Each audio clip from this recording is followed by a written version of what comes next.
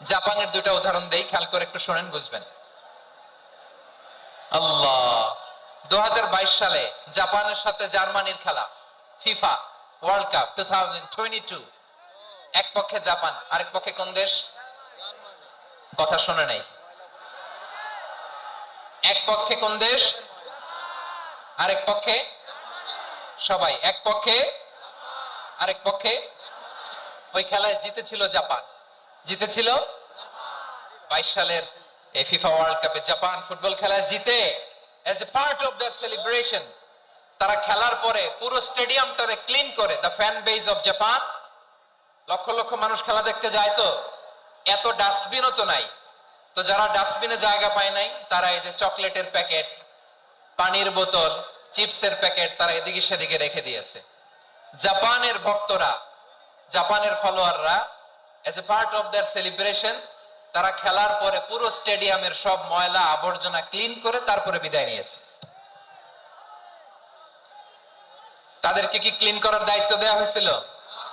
এই যশোর, জাপানের যে ছেলেরা খেলা দেখতে গেছিল ওদেরকে কি ক্লিন করার দায়িত্ব দিছিল? তারা কি স্টেডিয়ামের পরিচ্ছন্নতা কর্মী? তাদের আকল, তাদের সিক্স সেন্স তাদেরকে বলেছে। ছোটবেলা থেকে জাপান গভর্নমেন্ট ওদেরকে এত পরিচ্ছন্নতা শেখায়, ক্লিনলিনেস অ্যাওয়ারনেস ক্যাম্পেইন করায়। ক্লাসে আমি দেখেছি, ক্লাসে নিজের বেঞ্চ নিজে মুছে, ক্লাসের মাঝখানে একটা সময় দেয়, নিজের টেবিল নিজে মুছে, নিজের ক্লাসরুমটা নিজে পরিষ্কার করে। রাস্তাঘাটে একটা ধুলা নাই, ময়লা নাই, একটা টিস্যু নাই। খেলার পরে গোটা বিশ্বকে তাক লাগিয়ে দিয়েছে। জাপানের ফ্যানরা সবার রেখে যাওয়া গার্বেজ, টিস্যু, বোতল পরিষ্কার করে তারপরে স্টেডিয়াম থেকে বিদায় নিয়েছে। আমরা কেন এমন হইতে পারলাম না? আমরা কেন এমন হইতে পারলাম না? জাপানের যারা এগুলো করছে ওদের তিনটা করে চোখ না? চোখ তো তিনটা জাপানা লাগো, জাপানা লাগো। হাত তো চারটা, কান তো ছয়টা। হ্যাঁ, নাকি আমার মতো দুই হাত দুই কানালা মানুষ? চোখে দেখলে ওটা মানুষ না। চিন্তা করছেন? তার মানে জাপানিজদেরকে যে গ্রুমিং করে শিখানোর মাধ্যমে পরিচ্ছন্ন বানানো গেছে। ওরা যেমনি মানুষ, আমরাও মানুষ। আমাদের সন্তানদেরকে শেখালে তারাও পারবে, পারবে কিনা? দুই নম্বর উদাহরণ বলি। চট্টগ্রাম ফেনীতে যারা গিয়েছেন, মেঘনা গোমতী ব্রিজ প্রকল্প নাম শুনছেন? মেঘনা একটা ব্রিজ পার হওয়া লাগে। এই মেঘনা গোমতী, এখানে তিনটা ব্রিজ কাঁচপুর সহ, এই তিনটা ব্রিজের নির্মাণ কাজ, রেনোভেশনের কাজ দেয়া হয়েছিল জাপানের একটা কোম্পানিকে। কাকে? জাপানের কোম্পানি। নির্মাণ শেষে 738 কোটি টাকা বেঁচে গেছিল, এটা গভর্নমেন্টের হাতে দিয়ে তারা বিদায় নিয়েছে। কত টাকা? 738 কোটি টাকা। যত প্রাক্কলিত ব্যয় নির্ধারণ করা হয়েছে সব টাকা সরকার, তৎকালীন সরকার 2019-এর সরকার কারা ছিল তো জানেন? এই 2019-এর সরকার তাদেরকে দিয়েছে। তারা রিনোভেশন নির্মাণ শেষে 738 কোটি টাকা অতিরিক্ত বেঁচে গেছিল, এটা আবার গভর্নমেন্টের হাতে বুঝাই দিয়ে তারা বিদায় নিচ্ছে। আমরা কেন এমন হইতে পারলাম না? জাপানের ওরাও মানুষ, আমরাও মানুষ। তার মানে মানুষে মানুষে পার্থক্য আছে না নাই? আচ্ছা, জাপানের দুইটা উদাহরণ দিলাম, এবার আমার দেশের দুইটা উদাহরণ দিব না? বাংলাদেশের দুইটা উদাহরণ দিই। এক নম্বর উদাহরণ, গত সপ্তাহে আপনারা জানেন কক্সবাজার আমার একটা প্রোগ্রাম ছিল, তো হেলিকপ্টারে গিয়েছিলাম। ফেনী জেলা যখন পার হচ্ছি আমি দেখলাম তিনটা উইন্ড মিল ছিলেন তো, বিশাল পিলার, তিনটা চারটা পাখা থাকে। বায়ু বিদ্যুৎ কেন্দ্র, বাংলাদেশের প্রথম বায়ু বিদ্যুৎ কেন্দ্র এটা। মুহুরী প্রজেক্ট বলে এটা, সম্ভবত মুহুরী প্রজেক্ট। তো সাগরের বাতাসের ঝাপটায় এটা ঘুরে এনার্জি হয়, ইলেকট্রিসিটি উৎপাদন হয়। তো আমি পাইলটকে বললাম, ভাই এগুলো থেকে কেমন ইলেকট্রিসিটি উৎপাদন হয়? কয় হুজুর একটু হয় না, কিছুই হয় না। কিছুই হয় না মানে? বলে হুজুর বাংলাদেশে যত উইন্ড মিল আছে এটার পাখা একটাও ঘুরে না। আল্লাহ, বলেন কি? তাহলে যে কোটি কোটি টাকা ব্যয় করে যে উইন্ড মিল, কয় হুজুর ভিতরে ফিটফাট, উপরে ফিটফাট, ভিতরে সদরঘাট। তার মানে কোটি কোটি টাকা দিয়ে এই উইন্ড মিল বানায়, এখানে কিছু নাই। দুর্নীতির আড্ডাখানা, আখড়াখানা বাংলাদেশ, ঠিক কিনা বলেন? আয় রে, জাপানিজরাও মানুষ, আমরাও মানুষ। আমার এক নিকটাত্মীয় সরকারি চাকরিজীবী, উনি আমাকে বললেন, বাংলাদেশের আরেকটা উদাহরণ দেখি। উনি আমাকে বললেন যে প্রতি বছর আমাদের অফিসের ফার্নিচার চেঞ্জ করে। বলে প্রতি বছর ফার্নিচার চেঞ্জ করে কেন? বলে যে ফার্নিচার নতুন পারচেজ করলেই তো এখানে টাকা, নতুন কিনতে পারলেই টাকা, নতুন উন্নয়নের সবক শোনাতে পারলেই টাকা।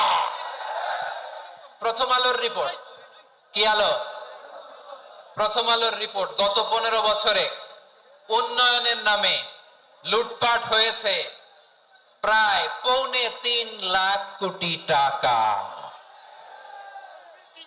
কার রিপোর্ট? আমাদের বানানো কথা। প্রথম আলোর রিপোর্ট।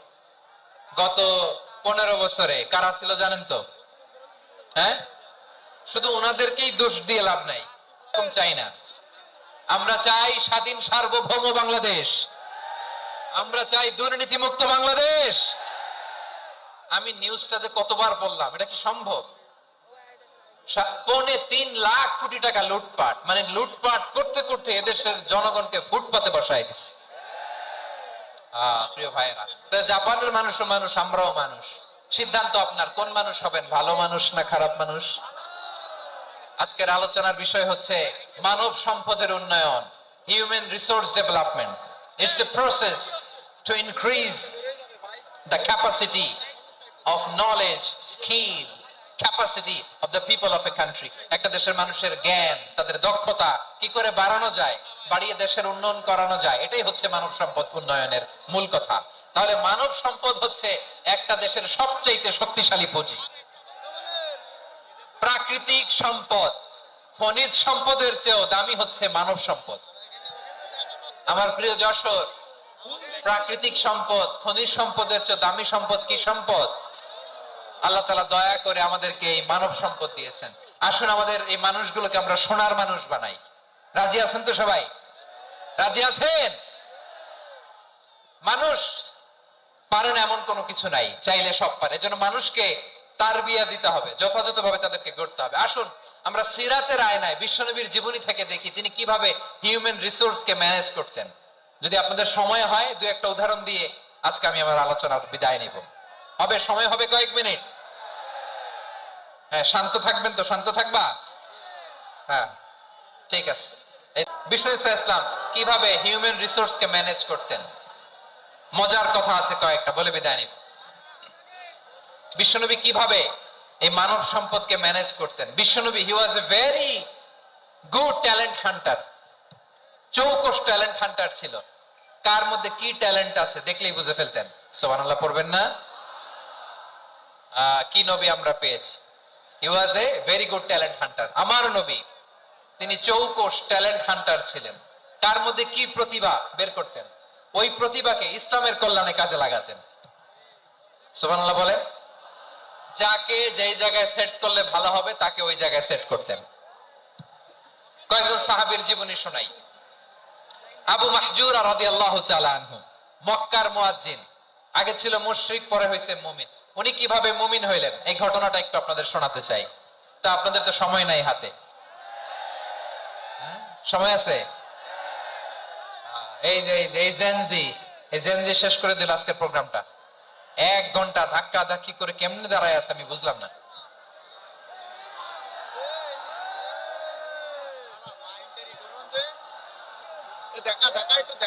না না, তাকবির না, তাকবির না, চুপ করতে হবে। What I need, you stop. Just shut up. চুপ। হ্যাঁ, ঠিক আছে, এভাবে। আবু মাহজুরা রাদিয়াল্লাহু তাআলা আনহু কিভাবে মুসলিম হলেন, আওয়াজ করে শুনেন। হুনাইনের যুদ্ধ, 8ম হিজরি। বিষ্ণু ইসলাম হুনাইনের যুদ্ধ শেষে ফিরতেছেন, পথিমধ্যে বেলাল রাদিয়াল্লাহু তাআলা আনহু, এই যে আবার কথা, হায় রে আল্লাহ রে, এখানে ধাক্কা থাকি কেন? চলে যাও, পেছনে যাও, যাও পেছনে যাও। কি আজীব তামাশা!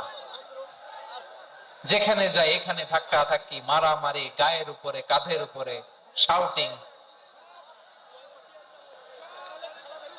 অনেক গুরুত্বপূর্ণ কথা পয়েন্ট করে নিয়ে আসে যে বলবো, এই শাউট করার কারণে প্রোগ্রামটাই নষ্ট করে দেয়। আসছে আমার ভালোবাসা দেখাইতে, প্রোগ্রামটা শেষ করে দিয়ে চলে যায়।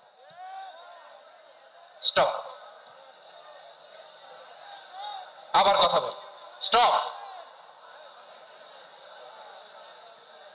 হুনাইনের যুদ্ধে অষ্টম হিজরি। কত হিজরি? সবাই বলেন না একটু, কত হিজরি?